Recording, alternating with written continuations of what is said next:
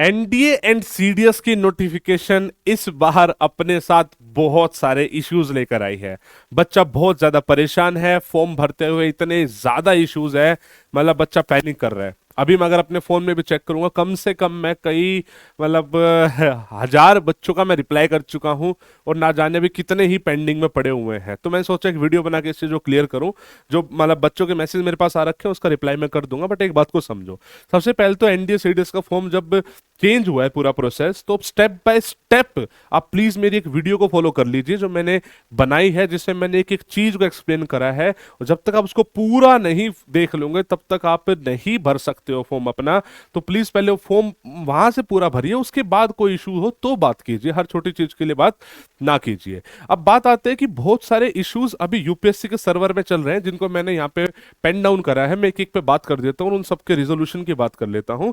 और आपको पैनिक नहीं करना है, हर चीज का सोल्यूशन है। आप बस थोड़ा सा रिलैक्स रहो, अभी तो फॉर्म भरने शुरू हुए हैं भाई, 17 जून तक की डेट है। बी रिलैक्स्ड, ठीक है। अच्छा, आई होप आपको वो तो पता ही है जो हमने ब्रह्मोस बैच निकाला हुआ है, जो कि एक पीवाईक्यू बैच है, जो अप्रोक्सीमेटली फ्री ऑफ कॉस्ट में है। 49 रुपीज जो हमें ऐप चलाने के लिए चाहिए होते हैं, बस हम वो ले रहे हैं। आपको एलडब्ल्यूएस ऐप पे जाना है, इस बैच में एनरोल कर लेना है, सीट्स हम लिमिटेड रखेंगे इसमें। इसकी जो क्लासेस होंगी वो यूट्यूब पे चलाएंगे, और 49 की वर्थ आपको बहुत ज्यादा मिलेगी, जिसमें आपको मॉक टेस्ट भी मिलेंगे, जिसमें आपको डेली वो कैब भी मिलेगी, करंट अफेयर्स भी मिलेगी, बहुत कुछ मिलेगा। और ये सिर्फ और सिर्फ पीवाईक्यू बैच है बच्चे, इसमें पीवाईक्यू फोकस चलेगा। अगर आपको कंप्लीट बैच ज्वाइन करना है, पेड ऑनलाइन ऑफलाइन जो भी, तो उसके लिए तो फिर है ये सारी चीजें, आपको पता होगा, नंबरों पे कॉल करके बात कर लेना, ठीक है। अब इस पे आ जाते हैं। अब है क्या बच्चे, सुनो बात को समझो। सबसे पहला इशू है आधार ओटीपी। ये आज की डेट में मेरे हिसाब से 80% बच्चों का इशू है कि सर आधार के बाद ओटीपी नहीं आ रहा, अननोन एरर आ जा रहा है, या फिर कुछ और लिखा आ जा रहा है। बच्चे ये जो केस है ना, ये यूपीएससी सर्वर का केस है। जब मैं किसी बच्चे का फॉर्म भर रहा था तब भी ये इशू आया था। तो इसे पैनिक नहीं करना है, बस ये अभी नहीं हो रहा है, ये 2-3 दिन बाद हो जाएगा। अगर आपका आधार नंबर सही है, अगर वो मोबाइल नंबर से लिंक है, तो ओटीपी आपका आएगा ही आएगा। आपको इसको इनकॉग्निटो मोड में ट्राई करना है, कोशिश करना है ऐसे टाइम पे ट्राई करो जिस टाइम पे ट्रैफिक थोड़ा कम होता है, late night early morning type. फिर भी ना हो तो घबराओ मत, 2 से 3 दिन का समय दे दो। यूपीएससी का सर्वर इस लायक नहीं है कि इस सबको झेल सके, बस यही दिक्कत हो रही है, बाकी हो जाएगा।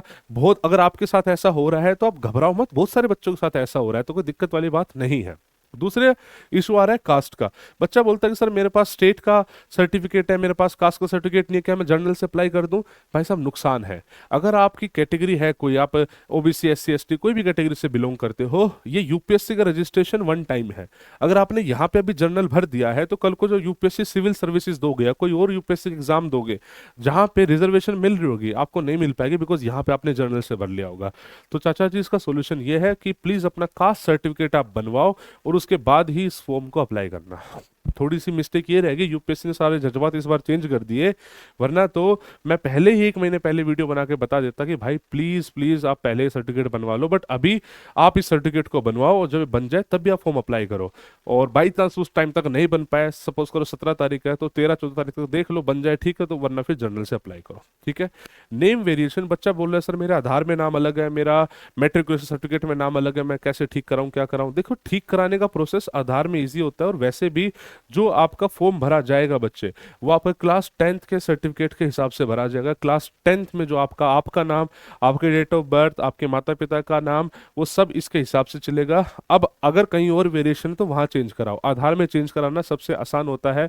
आधार में एड्रेस, नाम, नंबर कुछ भी आराम से चेंज हो जाता है, इन सब चीजों में नहीं होगा। मैं दोबारा रिपीट कर रहा हूँ, आपकी सारी की सारी डिटेल्स केवल और केवल 10th के सर्टिफिकेट के बेसिस पे होनी चाहिए।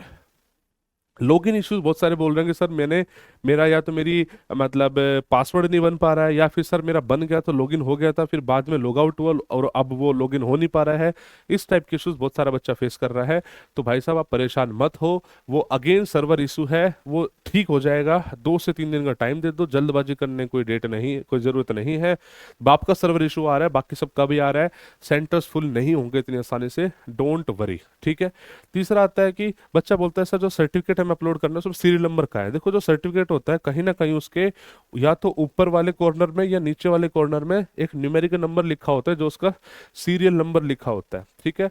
बच्चा बोलता है कि सर मैं पासिंग जो मेरी अभी मेरी मार्कशीट आई नहीं है स्कूल से, तो डिजी लॉकर वाले अपलोड कर सकता हूँ? बिल्कुल कर सकते हो, उसको करो, कोई दिक्कत वाली बात नहीं है, वहां से आप इसको कर सकते हो। जिस बच्चे की कंपार्टमेंट आई है वो अपीयरिंग लिखेगा, और जब भी उसको लग रहा है कि उसका रिजल्ट आ जाएगा, उस टाइम की अप्रोक्सीमेट डेट वो डालते हैं। ये सारे इश्यूज थे जो मतलब मेरे पास बड़े कॉमनली आ रहे थे, मैंने बता दिए। फिर भी कुछ बचा हुआ है तो कमेंट सेक्शन में लिखिएगा, मैंने आपको नंबर दिया हुआ है, वहां बातचीत कीजिएगा, ठीक है।